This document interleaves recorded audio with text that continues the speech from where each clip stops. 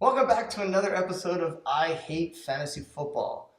Playoffs are here, Yep. Josh. Yeah. It's the most Wonderful time of the year. And I ain't talking about Christmas. Fantasy playoffs are here. Week Yeah. 14 is upon Yeah. us. Our fantasy playoffs are about to begin. We've got some good matchups coming up. Yep. Probably maybe one or more bad matchups coming up. We'll see how that There's goes. a couple of those, yeah. All right, for Crazy MFJR, I am the captain, and we are here to take a look back at how everybody got into those playoffs Yep. and how some people are not in those playoffs, Yep. and to go ahead and look forward at those playoff matchups. Yep. Before we begin, though, Josh, Okay. I have an announcement to make. Okay. There was a poll put up on the website this week, Okay. a very important poll for the future of our league. Sure. And there was, so the poll was basically about Ezekiel Elliott and his domestic violence. The idea was, should he be eligible or ineligible for the playoffs? Uh-huh. And the poll was split 5-5. So basically it comes down to a commissioner's decision. As a spider once said, with great power comes great responsibility. So, Josh, I'm sorry to tell you, but Ezekiel Elliott is going to be ineligible for the playoffs, for the fantasy playoffs. Okay. Sure. I'm serious. Look, I've already taken him out of the lineup. Watch, check this out. He is no longer on your team. Okay. Sure. So I'm not sure what you're going to do without him, I'm going to be fine. but we're going to go ahead and trudge forward. Let's go ahead and take a look back at Week 13. Okay. Week 13, we had the win and you're in scenarios, and it turns out 3 of those people took that pretty seriously. Yeah. 3 won, and they're in. Yep. They did. Lisa didn't take that advice seriously. She lost to Jordan, and it wasn't close. Never. Not at any point. No, she lost 122.4 to 90.1. So that was over pretty early. Didn't really show up for the matchup, but Jordy got in and is fighting to keep going forward. So some of the other stuff that I saw that was interesting was Ryan didn't even bother to set his lineup. It didn't matter anyway. So yeah, it doesn't really, But now he's in the toilet bowl race. Absolutely. And probably in pole position to finish in last place. So I think he's the odds-on favorite right now. yep, Kevin and Gus both won. They both did what they were supposed to do. But they won early and they won easy, and it really wasn't really ever in doubt. And so The games were over by like 1 o'clock on Sunday. they kind of were, yeah. by the afternoon games, it was pretty much said and wrapped up. I was already talking about who was in and who wasn't going to be in it. A little anticlimactic, but still interesting to But see. a weird Week 13 where like none of the quarterbacks that were supposed to do well did well. Like it's just how Week 13 goes every year. It kind of is, yeah. Andrew Luck played well, but Drew Brees got skunked on TDs at home. That was a little goofy. Tom Brady didn't play well.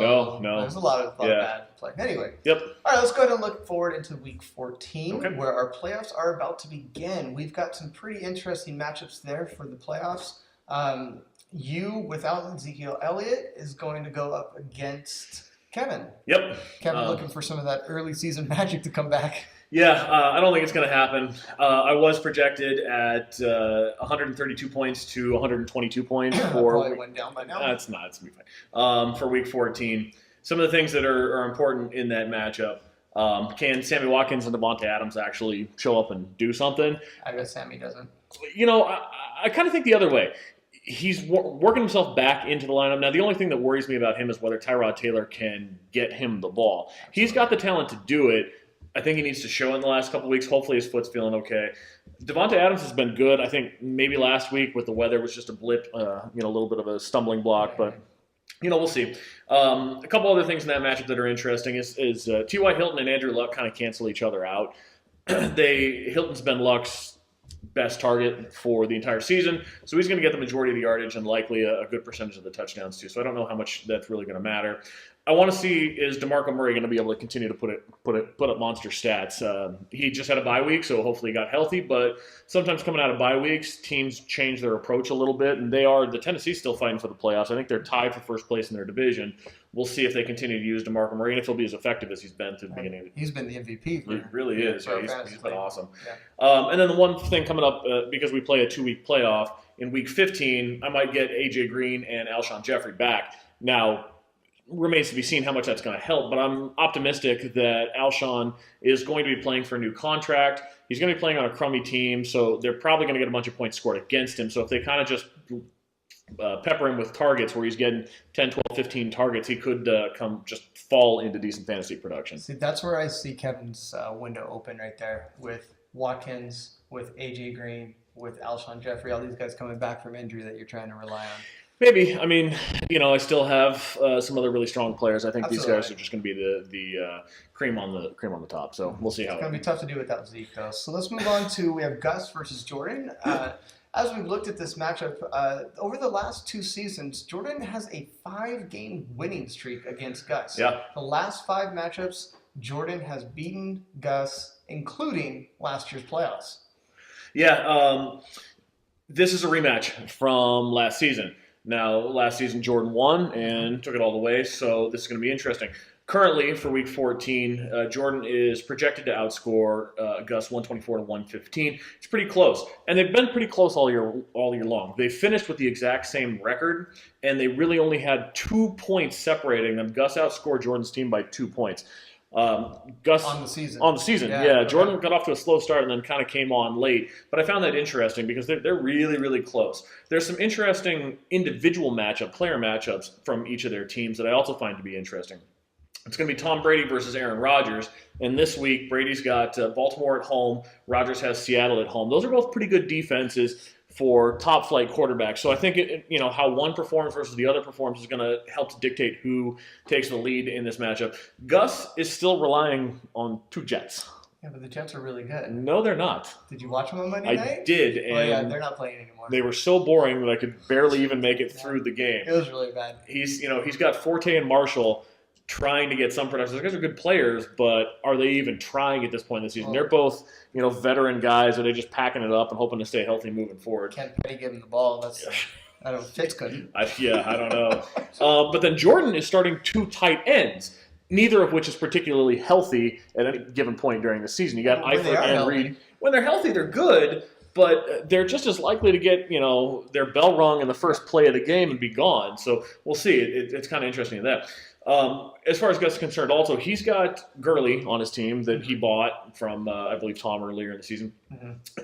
And can Gurley ever get it going? Oh. Like, tell me you can't see the last 4 games of the season where he just breaks out, has a couple of 100-yard games, a couple of multi-touchdown games, and then we're right back to talking about him in the first round next year again. And gets the Rams back to 8-8. I don't even think that's going to happen. But, I could see that happening. I think it's interesting. And then Latavius Murray for Jordy is at Kansas City this week. That's a tough place to play. He's been playing really, really well. But as we've seen and we've mentioned before, the Raiders have a tendency to get away from him if game flow goes in a certain direction. So it's just going to be interesting to see, can he continue to be as productive as he's been, at least in the last couple of weeks moving forward. This is a tough matchup for him. Well, Jordan and his 2 tight end set, that's usually Gus's strategy. So yeah, he's taking one out of Gus's playbook. I'd love to see Jordan beat him with his own strategy. That'd be pretty awesome. Yep. All right, let's go ahead and move forward to the consolation bracket. Sure. The consolation bracket, where I live, my home, my most comfortable being. Let's go ahead and take a look. We've got the top 2 teams, Lisa and Keitel. They have no chance of being in the toilet bowl. So they've got either go for the icy belt or playing that weird matchup where nobody cares. Me versus Tom's right underneath that one. And that one is really, we can go either way. Yep. So the winner is going up for the icy belt. The loser is heading down to the toilet bowl. Yep. And then the 2 on the bottom. We have Ryan, I can't be bothered by the internet barber, against Jeff. My team has taken a Tom Padgett.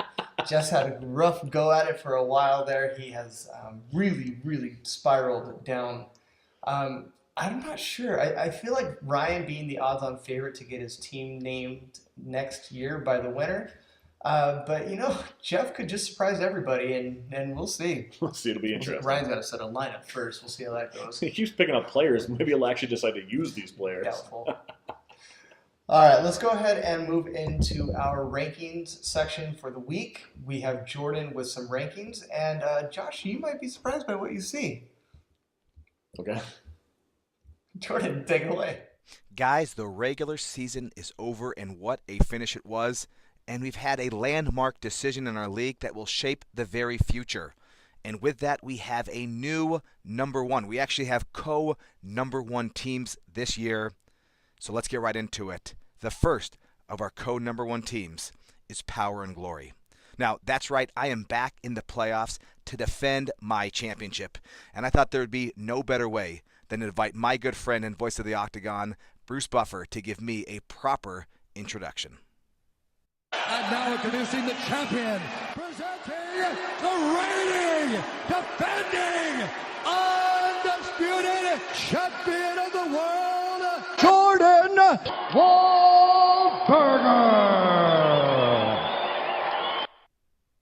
Thank you, Bruce. So Power and Glory needed big wins in weeks 12 and 13 just to make the playoffs, and the team delivered. We now face Gus in rounds 1 of the playoffs for the next 2 weeks, which actually brings us to our co-number 1 team for the rankings, the champ. Now, losing Rob Gronkowski hurts, but it didn't stop Gus from beating Tom this week and securing that number 2 seed for the playoffs.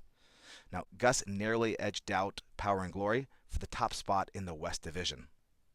All right, this brings us to number 3. Now, Josh has had a stellar season, but he has been dealt a big blow with the loss of He Who Shall Not Be Named.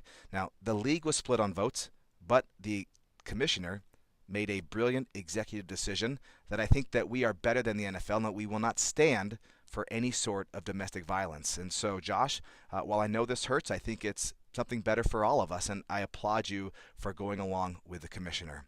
So, obviously, the loss of this person will hurt you, and I don't know how this will go for your playoff future. All right, number 4. Kevin.